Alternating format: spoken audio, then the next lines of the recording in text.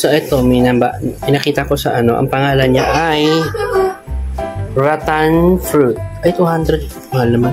Titikman natin. Ano kaya lasa niya? 200 kilo. Tikman natin. Ay, get na. Aray. Hindi tasty. Ay, paano ba ako?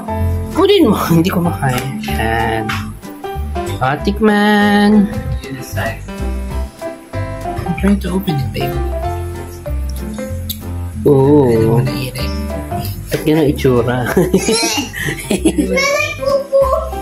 Oh, grabe naman. Sorry. Bakit? Lasa parang rambutan din.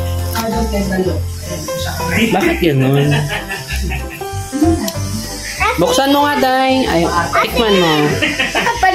Hindi, kulay brown lang siya. Mukha siyang chico. Ay. Ang uli. I want asim. Oo, sabi naman talaga maasim. Ito ka, hindi ito bulok. Hindi. Ay. Ay, buto.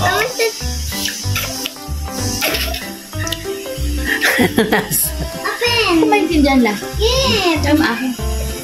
Apen! I want! Hindi masarap? I want this! Maasim. Stop. O, siya nasarap. Depende sa inyo.